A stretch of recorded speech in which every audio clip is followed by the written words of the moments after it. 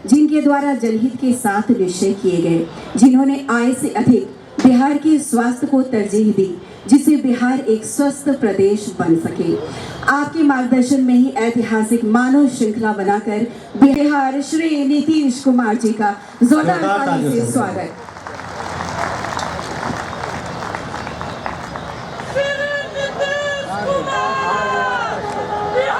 अरे Shri Krishna memorial hall है, सब जगह पहुंच जाता है। यहाँ मंच पर विराजमान बिहार विधान परिषद के माननीय सभापति श्री अवधेश नारायण सिंह जी इस कार्यक्रम की अध्यक्षता कर रहे, माननीय शिक्षा मंत्री तथा सूचना एवं प्रावैधिकी मंत्री श्री अशोक चौधरी जी, माननीय मंत्री ऊर्जा एवं वाणिज्य कर श्री विजेंद्र प्रसाद यादव जी, माननीय मंत्री पशु एवं मत्स्य संसाधन श्री अवधेश कुमार सिंह जी, माननीय मंत्री कृषि श्री राम विचार राय जी, माननीय मंत्री अनुसूचित जाति एवं अनुसूचित जनजाति कल्याण श्री संतोष कुमार निराला जी, माननीय मंत्री राजस्व एवं भूमि सुधार श्री मदन मोहन झा जी, माननीय मंत्री अल्पसंख्यक कल्याण जनाब अब्दुल गफूर साहब, माननीय मंत्री उद्योग एवं विज्ञान श्री मदन सहनी जी, पटना के महापौर जनाब अफजल इमाम साहब, बिहार के विद्वान महाधिवक्ता आदरणीय राम बालक महतो जी, यहाँ उपस्थित सभी माननीय विधायकगण, विधान परिषद के सभी माननीय सदस्यगण, विभिन्न दलों के सम्मानित नेतागण, सभी जनप्रतिनिधिगण, बिहार सरकार के मुख्य सचिव श्री अंजनी कुमार सिंह जी, पुलिस महानिदेशक श्री पीके ठाकुर जी, विकास आयुक्त श्री शिशिर सिन्हा जी, शिक्षा विभाग के प्रधान सचिव श्री आर.के. महाजन जी, पशु एवं मत्स्य संसाधन विभाग की सचिव तथा महिला विकास निगम की प्रबंध निदेशक श्रीमती एन. विजय लक्ष्मी जी, सूचना एवं प्रावैधिकी विभाग के सचिव श्री राहुल कुमार सिंह जी, यहाँ उपस्थित सभी प्रशासनिक अधिकारीगण, पुलिस पदाधिकारीगण, विशिष्ट अतिथिगण, प्रिंट एवं इलेक्ट्रॉनिक मीडिया से जुड़े सभी पत्रकार मित्रों, छायाकार बंधुओं, इस कार्यक्रम में उपस्थित बहनों, भाइयों, छात्र छात्राओं, मैं सबसे पहले आप सब लोगों को और समस्त बिहार वासियों को बिहार दिवस के अवसर पर अपनी शुभकामनाएं देता हूं। वर्ष 2009 से हम लोगों ने बिहार दिवस का आयोजन प्रारंभ किया है। बिहार के लोगों में जो ऊर्जा है, जो ताकत है, हमारे युवा प्रतिभाशाली हैं। चाहे देश में किसी भी तरह की परीक्षा हो, सबसे अधिक संख्या में बिहार के युवा उत्तीर्ण होते, चाहे वो नौकरी के लिए हो या किसी उत्कृष्ट शिक्षण संस्थानों में नामांकन के लिए हो। तो बिहारियों में ये हमेशा दम रहा है, हमारे युवाओं में प्रतिभा है। बिहार के लोग मेहनती हैं। आप कहीं भी चले जाइए, देश के किसी भी हिस्से में चले जाइए, तो आपको चारों तरफ बिहार के लोग मिलेंगे। चाहे आप पूर्वोत्तर के इलाके में जाइए, कश्मीर में जाइए, पश्चिम में जाइए, कहीं जाइए, दक्षिण में जाइए, किसी भी प्रांत में आप चले जाइए, वहाँ आपको बिहार वासियों से जरूर मुलाकात होगी। मैं दिल्ली की, पंजाब हरियाणा की चर्चा करना कोई आवश्यक इसलिए नहीं समझता हूँ कि अब दिल्ली की हालत तो ऐसी हो गई है, इतनी बड़ी संख्या में बिहार के लोग दिल्ली में रहने लगे हैं कि अगर बिहार के लोग दिल्ली में तय कर लें कि आज हमें काम नहीं करना है तो पूरा दिल्ली ठप हो जाएगा। यह स्थिति हो चुकी है। पंजाब और हरियाणा की जो स्थिति है, वहां के लोग, पंजाब के लोग तो परेशान रहते। बिहार में जो पिछले वर्षों में काम हुआ है उसके चलते बिहार के जितने लोग बाहर जाते थे अब उनकी संख्या घट गई, तो इसके चलते उनको अनेक प्रकार की परेशानी झेलनी पड़ती है। तो मैं इन चीज़ों की चर्चा सिर्फ इसलिए करना चाहता हूं कि बिहारियों में दम है और बिहार के लोग भीख मांगकर जीवन अपना नहीं चलाते हैं, वो अपने बल पर, काम के बल पर वो अपना जीवन जीते हैं। अगर बिहार के बाहर भी जाते हैं तो वो किसी पर बोझ नहीं बनते, बल्कि जहां भी रहते हैं वहां का बोझ अपने कंधे पर उठाते हैं। तो ये दम है। केंद्र में मंत्री के नाते विभिन्न राज्यों में जाने का अवसर मिलता था और वहां का जो कि पॉलिटिकल लीडरशिप के लोग होते थे, सबसे पहले यही मुझको बताते थे कि आपके राज्य के सबसे अधिक हमारे यहाँ आईएएस और आईपीएस अफसर हैं। कहीं भी चले जाइए, हर जगह। अब आप किसी एयरपोर्ट पर जाइए तो एयरपोर्ट की सुरक्षा की जिम्मेवारी है सीआईएसएफ को मिली हुई है। आप जहां भी चले जाइए, आप उसके अधिकारी के रूप में और अन्य लोग जो उनके साथ काम कर रहे हैं, सब में आपको बिहारियों की भरमार मिलेगी। तो जिस क्षेत्र में जाइए वहीं। अब इलाज कराने के लिए बाहर लोग जाते हैं, लेकिन जब बाहर जाते हैं तो चाहे निजी अस्पताल हो या सरकारी अस्पताल, वहां इलाज कराने तो जाते हैं बिहार के लोग बाहर, लेकिन जहां इलाज कराने जाते हैं वहां उनकी मुलाकात बिहारियों से ही हो जाती है। यहीं के लोग अच्छे चिकित्सक। पढ़ने जाइए तो बिहार के एक से एक आपको प्राध्यापक मिलेंगे। तो किसी भी क्षेत्र को देख लीजिए, बिहार के लोग हर जगह आपको मिलेंगे और अपने बलबूते पर वो अपनी पहचान बनाते हैं। वो किसी की कृपा के मोहताज नहीं होते। यह है बिहारियों का दम। तो इसी का प्रकटीकरण किसी न किसी दिन होना चाहिए। हम लोगों ने सोचा कि भाई हम बिहार दिवस क्यों नहीं मनाते हैं, तो फिर उसके लिए पूरा खोज करना पड़ा कि आखिर किस दिन को हम बिहार दिवस मनाएं। तो 22 मार्च को इसके बारे में सोचा गया कई कारणों से, और 2009 से हम लोगों ने 22 मार्च को बिहार दिवस के रूप में मनाना शुरू किया। और ये प्रारंभ हुआ पूरे बिहार में ही नहीं, बिहार के तो गांव-गांव में जितने स्कूल हैं सब जगह बिहार दिवस का आयोजन होता है, हर जगह होता है। लेकिन आप देखिए बिहार के बाहर जो बिहार के लोग रहते हैं वो भी बड़े आनंद के साथ, पूरे उत्साह के साथ बिहार दिवस मनाते हैं।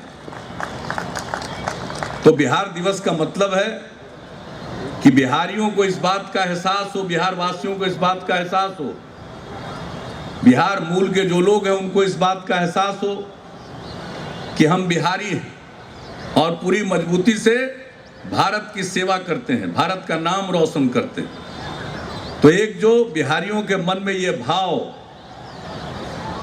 यह बहुत आवश्यक था। इसलिए बिहार दिवस का कार्यक्रम शुरू हुआ। और जब बिहार के स्थापना का 2012 में 100 साल का उत्सव मनाया गया तो कितने शानदार ढंग से देश के कोने कोने में मनाया गया, तो बड़ी खुशी हुई। और आज अब उसी काम को आगे बढ़ा रहे हैं। और प्रारंभ से ही हम लोगों ने सोचा कि बिहार दिवस का इतना बड़ा आयोजन है, आखिर इस आयोजन को किस विभाग के माध्यम से किया जाए। और उसी समय हम लोगों ने तय किया कि यह काम शिक्षा विभाग ही कर सकता है। अंजनी बाबू शिक्षा विभाग में उन दिनों थे। और उस समय से जो सिलसिला प्रारंभ हुआ है, मैं शिक्षा विभाग को बधाई देता हूँ। मंत्री जी को, प्रधान सचिव को, जितने शिक्षा विभाग के लोग हैं, उन तमाम लोगों को मैं बधाई देता हूँ कि शानदार ढंग से हर साल बिहार दिवस का आयोजन आप करते। और आज भी इसका आयोजन हुआ है। ये 9वीं बार ये आयोजन हो रहा है, 2009 से शुरू हुआ है। और इस बार बिहार दिवस की अपनी खासियत, ये नशा मुक्ति के लिए समर्पित।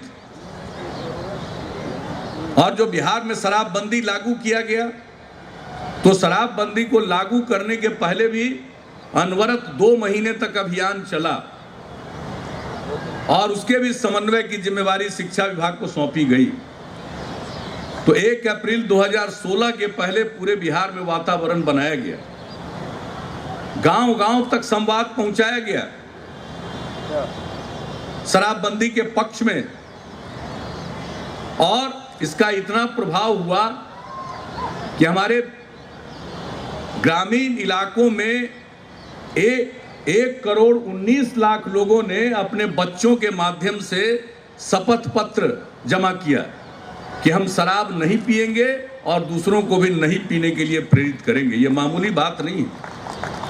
इतना बड़ा अभियान चला, 9 लाख जगहों पर दीवालों पर नारे लिखे गए, हजारों जगहों पर नाटकों का आयोजन हुआ और उसका इतना बड़ा प्रभाव हुआ कि बहुत ही प्रभावी ढंग से 1 अप्रैल 2016 से शराबबंदी लागू हुई। हम लोगों ने तो शुरू में सोचा था पूर्ण शराबबंदी लागू करेंगे, हमारा लक्ष्य है, लेकिन हम इसे चरणबद्ध ढंग से लागू करेंगे। ग्रामीण इलाकों में 1 अप्रैल से लागू किया और जो नगर निगम और नगर परिषद के जो शहर हैं, उनके बारे में हम लोगों ने सोचा कि कुछ दिन के बाद लागू करेंगे। लेकिन कितना जबरदस्त माहौल बना 2 महीने के अभियान का कि हम लोगों ने तो सोचा था ग्रामीण अंचल में अभियान चला, शहरी क्षेत्र में और चलाएंगे और वहां भी लागू करेंगे। लेकिन जब शहरी क्षेत्र में शराब की दुकान खुलने लगी 1 अप्रैल से, तो उसका जबरदस्त विरोध शुरू हुआ। स्त्रियों ने भी किया, पुरुषों ने भी किया, युवाओं ने भी किया। और जब हमने देखा कि शराब की दुकान खोले जाने का विरोध लोग कर रहे हैं, तो मुझे भीतर से बड़ी प्रसन्नता हुई। हमने कहा कि हम जो काम सोच रहे थे कुछ दिन के बाद होगा, उसका माहौल तो अभी ही बना हुआ है। और जब 1, 2, 3 अप्रैल को जगह जगह से खबर आई, उसके बाद हम लोगों ने 4 अप्रैल 2016 में मीटिंग की, शाम में निर्णय लिया और 5 अप्रैल को कैबिनेट की विशेष बैठक बुलाई गई और शहरों में भी शराबबंदी लागू कर दिया और 5 अप्रैल से पूर्ण शराबबंदी पूरे बिहार में लागू हुई। और आज कितना अच्छा माहौल है। लेकिन यह सिर्फ सरकार के निर्णय से संभव नहीं हो सकता था, इसके लिए जन चेतना बहुत जरूरी है और नशा मुक्ति की ओर बढ़ना चाहिए। इसलिए हम लोगों ने यह तय किया कि फिर 2 महीने का अभियान लोगों के बीच में चलाया जाना चाहिए। कहीं ऐसा न हो कि लोग शराब छोड़कर किसी और व्यसन की ओर चले जाएं। इसलिए शराबबंदी से आगे बढ़कर नशा मुक्त समाज हमें बनाना है और इसके लिए पूरे बिहार में तो निश्चय यात्रा के दौरान घूमते ही रहे। शिक्षा विभाग को एक जिम्मेवारी सौंपी गई इस अभियान की भी, और यह तय हुआ कि 21 जनवरी से हमारा अभियान शुरू होगा 2017 का। और मुझे खुशी है कि क्या शानदार आयोजन 21 जनवरी से हुआ। हम लोगों ने तय किया था कि मानव श्रृंखला बनेगी और मानव श्रृंखला के लिए रूट निर्धारित हुआ। जितने जो रूट निर्धारित किए गए और जितनी लंबी मानव श्रृंखला बनेगी, इसके बारे में निर्णय लिया गया। तो ये सोचा गया था, अंदाज लगाया गया था कि लगभग 2 करोड़ लोग भाग लेंगे। लेकिन जो मानव श्रृंखला बनी वो ऐसी अद्भुत बनी कि कोई एक पंक्ति से काम नहीं चला। एक पंक्ति के पीछे दूसरी पंक्ति, दूसरी पंक्ति के पीछे तीसरी पंक्ति, और पूरा हाथ फैलाकर लोग मानव श्रृंखला नहीं बना सके। एक दूसरे के बगल में खड़े रहे, एक दूसरे का हाथ पकड़कर। और ऐसी मानव श्रृंखला बनी कि निर्धारित रूट से उसकी लंबाई बहुत ज्यादा हुई, लोगों की भागीदारी और ज्यादा हुई। सोचा गया था 2 करोड़, लेकिन एक पंक्ति की जो गिनती की गई, एक पंक्ति की गिनती की गई और उसके बारे में जो रिपोर्ट आई उसके हिसाब से 3 करोड़ 11 लाख, और जिनकी गिनती नहीं हो पाई, एक पंक्ति के पीछे दूसरी पंक्ति में लोग खड़े थे। उसके अलावे जो निर्धारित रूट के अलावे जो रूट पर लोग खड़े हुए, अपनी मर्जी से गांव के बाहर खड़े हुए, उन सबों को मिलाकर मानव श्रृंखला में शामिल लोगों की संख्या निश्चित रूप से 4 करोड़ से भी ज्यादा हुई। ऐसी अद्भुत घटना। और यह कार्यक्रम किस चीज को अभिव्यक्त करता है? यह कार्यक्रम अभिव्यक्त करता है कि बिहार के लोग शराबबंदी और नशा मुक्ति के पक्ष में हैं। यह जन भावना का प्रकटीकरण हुआ और 21 जनवरी से चलकर यह अभियान चला है और आज 22 मार्च को बिहार दिवस के अवसर पर समापन हो रहा है। इसलिए पूरा का पूरा इस बार का बिहार दिवस का समारोह नशा मुक्ति अभियान के प्रति और इस विचार के प्रति समर्पित। तो मैं इसके लिए भी शिक्षा विभाग को धन्यवाद देता हूं। और इस बार जब हम बिहार दिवस मना रहे हैं तो कितनी खुशी होती है कि इस बार तो अनेक कार्यक्रम हुए। इस साल की शुरुआत होती है प्रकाश पर्व से।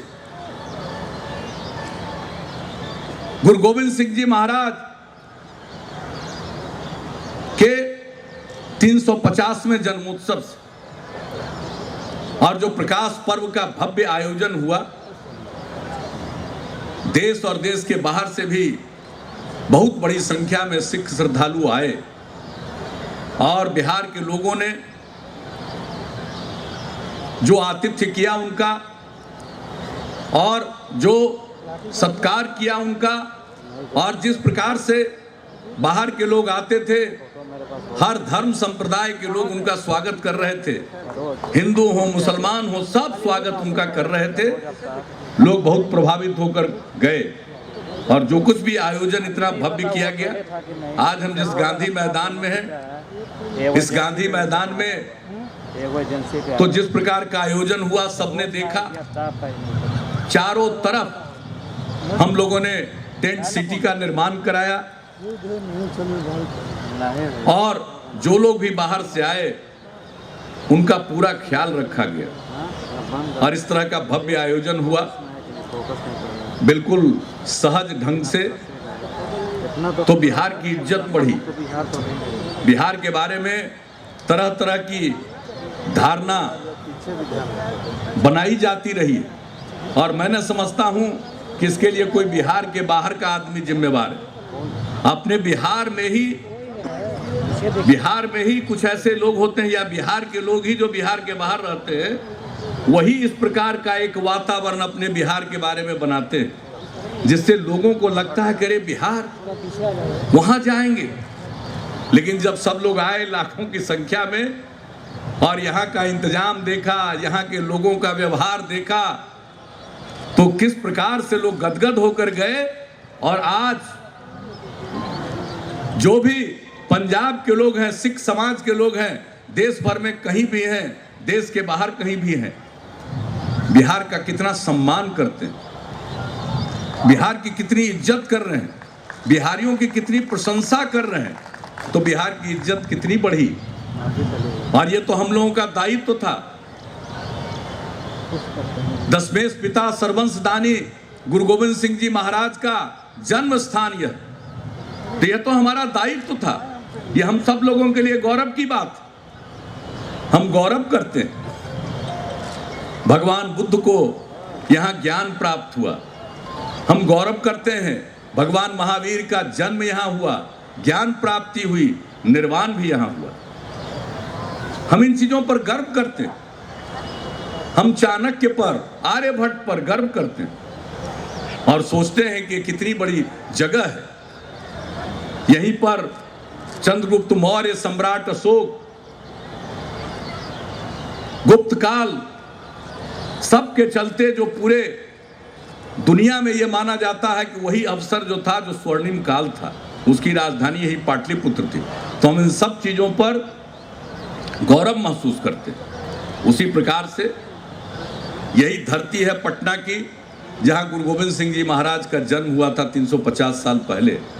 तो ये तो हम लोगों का दायित्व था, हम सब के लिए गौरव की बात थी। इसलिए हम लोगों ने इसे अपना दायित्व समझा, फर्ज समझा। हम अपने गौरव के साथ उसको जोड़ते हैं और वो भूमिका बिहार के लोगों ने निभाई और आज बिहार की और बिहारियों की इज्जत बढ़ी। काल चक्र, परम पावन दलाई लामा जी के नेतृत्व में बोधगया में काल चक्र का भी भव्य आयोजन हुआ। 2 लाख के करीब उसमें भी भाग लिए।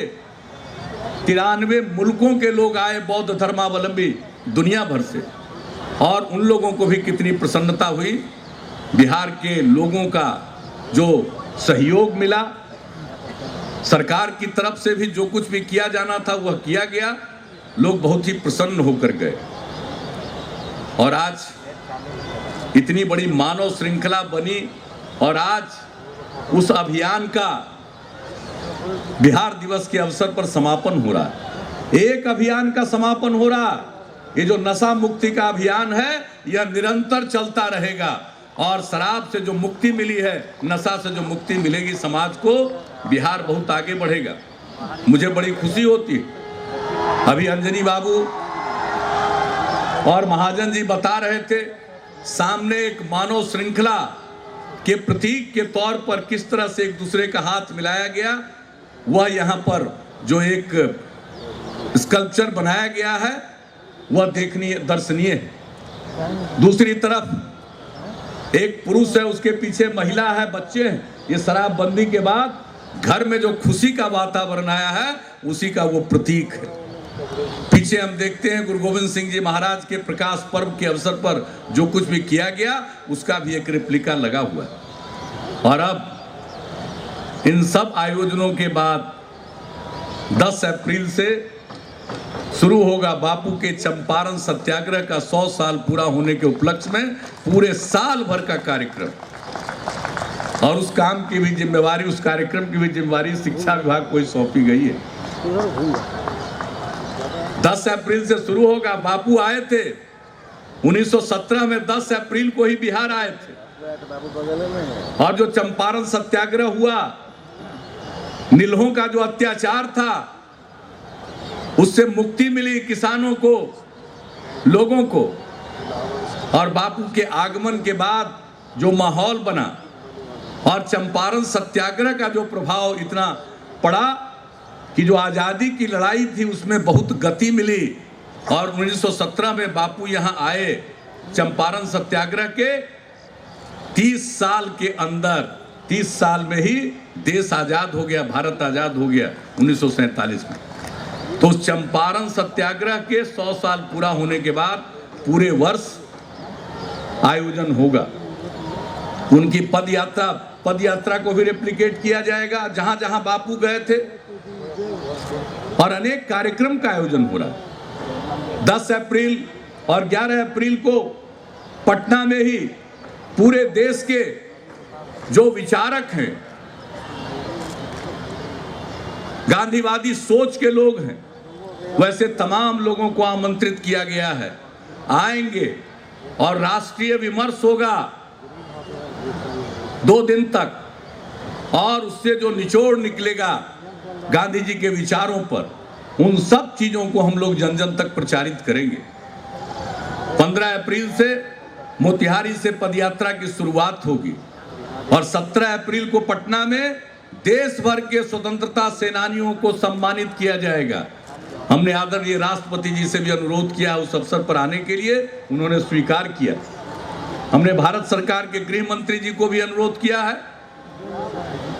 तो इस प्रकार से पूरे देश के स्वतंत्रता सेनानियों का सम्मान 17 अप्रैल को यहाँ किया जाएगा। और इस चंपारण सत्याग्रह के 100 साल के कार्यक्रमों में अनेक अवसर पर जहां जहां बापू गए थे, उन सभी स्थानों को विकसित किया जाएगा। और यही नहीं, हर स्कूल में हमारे जो छात्र छात्राएं हैं, उन सब के बीच गांधी विचार का पाठ कराया जाएगा। हम लोग 40-50 कहानियों के माध्यम से गांधी जी के काम को, गांधी जी के विचार को अपनी नई पीढ़ी तक पहुंचा देंगे। आज गांधी जी की सब इज्जत करता है। अगर गांधी जी के बारे में कोई गलत बोल दे तो सबको बुरा लगेगा, लेकिन गांधी जी का जो विचार है न उसके बारे में कोई समझ है और न उसके बारे में यह विचार है कि हम उसको अपनाएं। आज जो देश और दुनिया का माहौल बना है, दुनिया भर में जो हिंसा का माहौल है, आज हर जगह देखिए असहिष्णुता का वातावरण बना है। जो गांधी जी का सद्भाव और अहिंसा का संदेश है उसको जन जन तक पहुंचाना जरूरी है और नई पीढ़ी तक उसको पहुंचाना बहुत जरूरी है। इसलिए एक एक स्कूल में, हर गांव में 100 की आबादी तक के टोलों तक हम गांधी जी के कृतित्व और व्यक्तित्व पर आधारित, उनके विचार पर आधारित फिल्म का प्रदर्शन करेंगे। एक एक गांव में जाकर हर घर में लोगों को गांधी के विचार से अवगत कराएंगे, दस्तक देकर। तो इस प्रकार से लोगों के बीच में न सिर्फ गांधी जी की याद ताजा कराना हमारा उद्देश्य है, बल्कि गांधी जी के विचारों को जन जन तक पहुंचाना हमारा उद्देश्य है। और उस उद्देश्य की प्राप्ति के लिए पूरे वर्ष काम किया जाए। मैं आप सब लोगों से आग्रह करूंगा कि इसमें पूरे उत्साह के साथ भाग लीजिएगा। और यह इतना बड़ा सामाजिक काम है जो नशा मुक्त शराबबंदी का हम लोगों ने काम किया। शराबबंदी का जो साल चुना गया चंपारण सत्याग्रह के 100वें साल में और गुरु गोविंद सिंह जी महाराज के 350वें जन्मोत्सव के वर्ष में हम लोगों ने शराबबंदी को चुना, शराबबंदी को लागू करने का निर्णय लिया। और आज किस प्रकार से इसकी चर्चा हो रही है। प्रदेश में तो पूरी मजबूती से लागू है। आज जो दूसरे प्रदेशों में जो मांग उठ रही है, चारों तरफ अब जोरदार अभियान चल रहा है इस बात को लेकर। तो बिहार में जब हम लोगों ने लागू किया था तो बहुत लोगों ने कहा कि बड़ा घाटा होगा। उस समय से ही हम बता रहे हैं कि जो घाटे की बात करते हैं उसमें दम नहीं है। भले ही शराब के व्यापार के चलते राज्य सरकार के खजाने में टैक्स के रूप में पैसा आता था, लेकिन आप कल्पना करिए लोगों का पैसा जो शराब में बर्बाद होता था अब उसकी बचत हो गई। कम से कम 10,000 करोड़ रुपए की बचत लोगों की हुई है और उस 10,000 करोड़ रुपए का लोग सदुपयोग कर रहे हैं। अब उससे आर्थिक प्रगति भी होगी, लोगों के जीवन स्तर में सुधार हो रहा है। तो इतना बड़ा काम हुआ है और जैसा हमने बताया आपको, तो इसी प्रकार से गांधी जी के विचार को अपनाते हुए हम लोग आगे बढ़ने की कोशिश कर रहे हैं और हम लोग बिहार को आगे ले जाना चाहते हैं। आज तक हर क्षेत्र में बहुत काम हुआ, बुनियादी ढांचे के विकास में काम हुआ, शिक्षा के क्षेत्र में, स्वास्थ्य सेवाओं के क्षेत्र में, कल्याण के क्षेत्र में, हर क्षेत्र में, बिजली के क्षेत्र में काम हुआ। लेकिन इसके बाद इसको हर घर तक पहुंचाने के लिए हम लोगों ने 7 निश्चय किया और महागठबंधन की सरकार के 7 निश्चय पर अमल शुरू हो गया। हर घर नल का जल, हर घर में शौचालय, हर घर तक बिजली का कनेक्शन, हर घर तक पक्की गली और नाली का निर्माण। और जो 7 निश्चय है नारी सशक्तिकरण के लिए तो पहले ही से हम लोगों ने काम किया। चाहे पंचायती राज संस्थाओं में, नगर निकायों में महिलाओं को 50% का आरक्षण देना हो, प्राथमिक शिक्षकों के नियोजन में 50% का आरक्षण दिया गया हो, या लड़कियों के लिए पोशाक योजना, साइकिल योजना की शुरुआत की गई, बड़े पैमाने पर स्वयं सहायता समूहों का गठन, नारी सशक्तिकरण के लिए नीति का सूत्रण किया गया। ये सारे काम किए गए और उसके अलावे 7 निश्चय में भी नारी सशक्तिकरण की दिशा में आगे बढ़ते हुए यह निर्णय लिया गया, यह घोषणा की गई थी कि हम महिलाओं को राज्य सरकार की सभी प्रकार की नौकरियों में 35% का आरक्षण देंगे। और हम लोगों के महागठबंधन की सरकार बनी 2 महीने के अंदर पिछले वर्ष जनवरी 2016 में इसको लागू कर दिया। तो 4 निश्चय तो हमने जिक्र किया और 1 निश्चय महिलाओं का। और फिर हमारा निश्चय है, जो पहला निश्चय वह है युवाओं के लिए। हमारे यहाँ हायर एजुकेशन में, उच्च शिक्षा में कम युवा जाते थे, तो उनकी समस्या को समझते हुए हम लोगों ने स्टूडेंट क्रेडिट कार्ड का निर्णय लिया कि साहब 4 लाख की सीमा तक जो 12वीं कक्षा के आगे पढ़ना चाहेगा कोई भी युवा, उसको हम लोग मदद करेंगे। 4 लाख रुपए तक का स्टूडेंट कार्ड, क्रेडिट कार्ड उपलब्ध कराएंगे। जो लोग रोजगार पाने के लिए प्रयास कर रहे हैं, उसकी तलाश कर रहे हैं, 20 से 25 वर्ष के आयु वर्ग के जो युवा हैं, 2 साल तक हर महीने 1000 रुपये का स्वयं सहायता भत्ता, ताकि वो घर पर बोझ डाले बगैर कहीं भी जाना है रोजगार तलाशने के लिए, इंटरव्यू में जाना है तो वो जा सकें, यह भी किया। और इसके अलावे बेहतर रोजगार मिल सके इसलिए कुशल युवा कार्यक्रम, हर युवा को, इच्छुक युवा को कंप्यूटर का ज्ञान, व्यवहार कौशल, संवाद कौशल, हिंदी के साथ साथ अंग्रेजी भी वो कुछ बोल सके, इसका कार्यक्रम शुरू किया। तीसरा, पहले निश्चय का तीसरा कार्यक्रम। चौथा कार्यक्रम, हम लोगों ने जितने हमारे उद्यमी युवा हैं, जिनमें उद्यमिता है, वैसे युवाओं को अपने पैरों पर खड़ा होने के लिए, कोई नया उद्यम करने के लिए हम लोगों ने 500 करोड़ रुपए का वेंचर कैपिटल फंड गठित किया और उसके लिए नीति भी बन गई। और कल ही उनका एक सम्मेलन था, उसमें जाकर हम लोगों ने नीति का ऐलान किया। 17 तारीख को ही उसका निर्णय ले लिया गया। तो लोगों की सहायता की जाएगी, मदद की जाएगी। और उसके अलावे 5वां, कि आज जो आधुनिक युग है, सब कुछ आज नेट के माध्यम से प्राप्त किया जा सकता है। ज्ञान की बात हो, सूचना हो, लेकिन इंटरनेट की सुविधा कैसे लोग प्राप्त कर सकेंगे? इसलिए हम लोगों के उस निश्चय का अंग है कि हर सरकारी कॉलेज और महाविद्यालय में हम मुफ्त वाईफाई की सुविधा उपलब्ध कराएंगे। और आज मुझे खुशी है कि उसका भी आज उद्घाटन हो गया। अब सब जगह मुफ्त वाईफाई की सुविधा है, लोग जो भी चाहेंगे डाउनलोड कर सकेंगे। और यही नहीं, हर कॉलेज में इस वाईफाई की सुविधा का लोग लाभ उठा सकें, इंटरनेट की सुविधा का लाभ उठा सकें। उसके लिए जो बिजली की जरूरत है, उसका भी इंतजाम अलग से किया गया है इस योजना के अंतर्गत। क्योंकि पता नहीं, अगर हम किसी कॉलेज में और यूनिवर्सिटी में सुविधा दे भी दें और वहाँ का स्थानीय जो प्रशासन है कॉलेज का या विश्वविद्यालय का, उसको ठीक ढंग से कर सकेगा या नहीं कर सकेगा उसको मेंटेन, इसलिए यह भी किया, उसको भी जोड़ दिया हम लोग। तो इस तरह से युवाओं के विकास के लिए पहला निश्चय और उसके 5 कार्यक्रम सब पर अमल कर दिया। और यही नहीं, हमारे यहाँ और ज़्यादा इंस्टीट्यूशंस चाहिए थे, इसलिए उस 7 निश्चय में तय किया कि हर जिले में एक इंजीनियरिंग कॉलेज, पॉलिटेक्निक खोलने का निर्णय पहले से, हर जिले में जीएनएम संस्थान, हर मेडिकल कॉलेज में नर्सिंग कॉलेज की स्थापना, 5 नए मेडिकल कॉलेज की स्थापना, यह सब निर्णय हम लोगों ने लिया और उस पर अमल करना प्रारंभ कर दिया। कोई चीज हम लोगों ने छोड़ा नहीं है, सब पर अमल।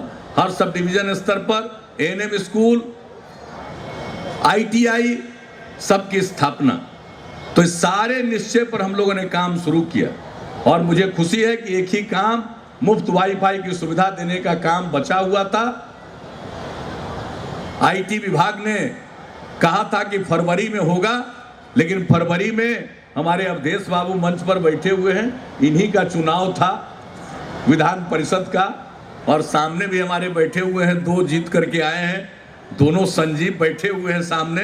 तो इन्हीं लोगों के चलते ये जो मॉडर्न कोड लागू हुआ उसके चलते फरवरी में ये सुविधा लागू नहीं हो सकी, और आज के दिन बिहार दिवस के अवसर पर ये सुविधा आज से लागू कर दी गई। मुझे बड़ी प्रसन्नता है और इसके लिए मैं आईटी डिपार्टमेंट को, विशेष तौर पर मंत्री जी को, सचिव को, तमाम लोगों को मैं विशेष तौर पर बधाई देता हूँ। तो आज इतना बड़ा उत्सव हो रहा है और अनेक काम हुआ। शिक्षा विभाग ने एक बड़ा प्रशंसनीय काम किया और इतना अच्छा काम किया है, मूल्यांकन का, लोगों के इवैल्यूएशन का, क्लास 1 से क्लास 8 तक का जो इवैल्यूएशन की प्रक्रिया शुरू की, जो गुणवत्ता बढ़ाने के लिए, क्वालिटी एजुकेशन के लिए बहुत आवश्यक था।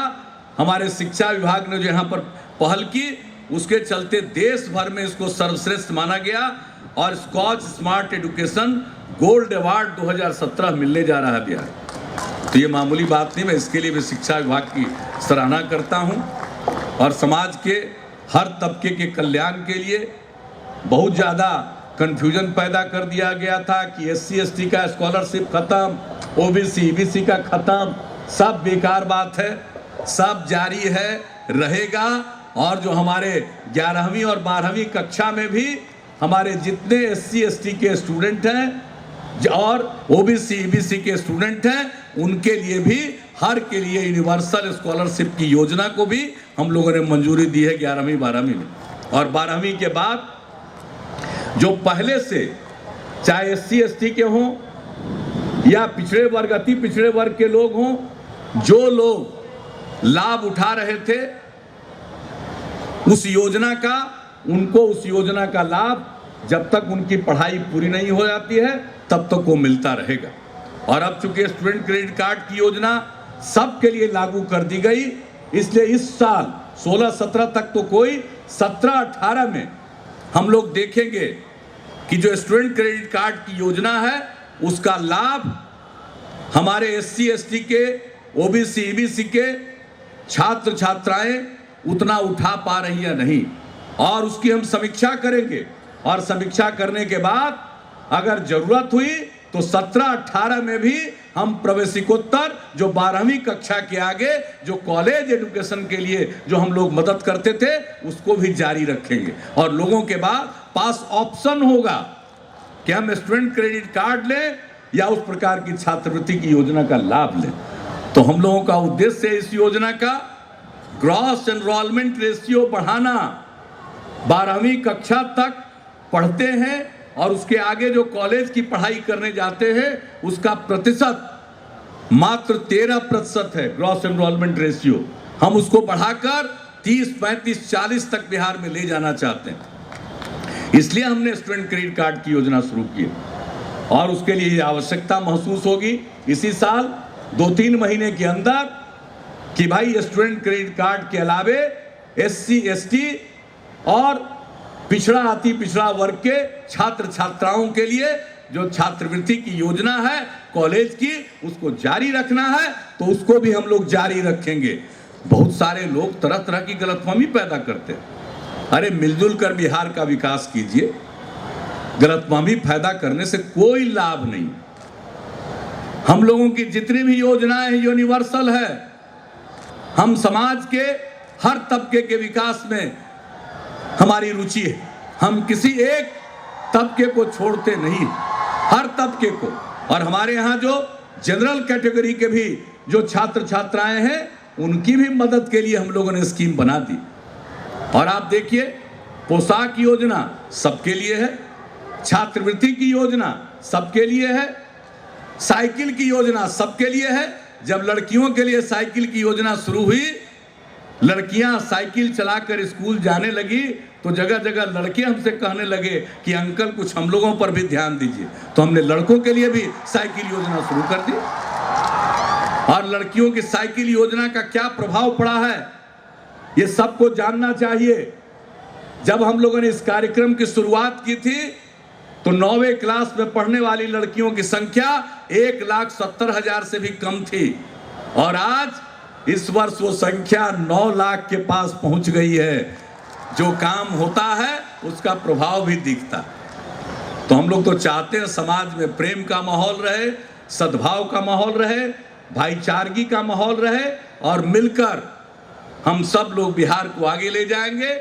और बिहार का जो गौरवशाली स्थान रहा है, हम फिर से उस स्थान को प्राप्त करने के लिए प्रतिबद्ध हैं। आइए हम और आप सब मिलकर संकल्प लें कि जब तक हम बिहार को फिर से शीर्ष पर नहीं पहुंचाएंगे, चैन से नहीं बैठेंगे, मिलकर चलेंगे, आपस में लड़ेंगे नहीं, आपस में प्रेम सद्भाव का माहौल रखेंगे, सहिष्णुता का माहौल रखेंगे और मिलकर बिहार को नई ऊंचाइयों पर ले जाएंगे, ताकि बिहार भारत की प्रगति में योगदान कर सके। इन्हीं शब्दों के साथ मैं पुनः आप सबको बिहार दिवस के शुभ अवसर पर बधाई देता हूं, अपनी शुभकामनाएं देता हूं। बहुत बहुत धन्यवाद। जय हिंद, जय बिहार। फलक से ऊंची होगी उड़ान हमारी, फलक से ऊंची होगी उड़ान हमारी, दुनिया भी देखेगी एक दिन शान हमारी। कुछ ऐसा है हमारा बिहार। कोटिशा आभार माननीय मुख्यमंत्री जी, आपकी कृपा के लिए। हुए रास्ते पर शिक्षा विभाग में नित नए प्रयोग हो रहे हैं।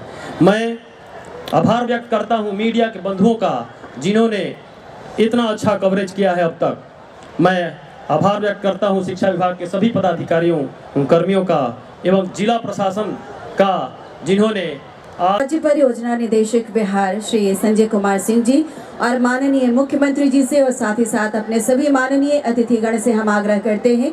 मुझे लगता है कि मुझसे ज्यादा तो आप सब जानते हैं। एक बार जोरदार तालियां आप सब अपने लिए बजाइए। तमाम बिहारवासी आप सब अपने लिए शानदार ताली।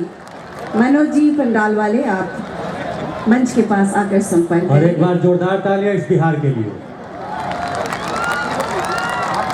मैं पुनः दोहराऊं उस वाणी को कि मां सीता की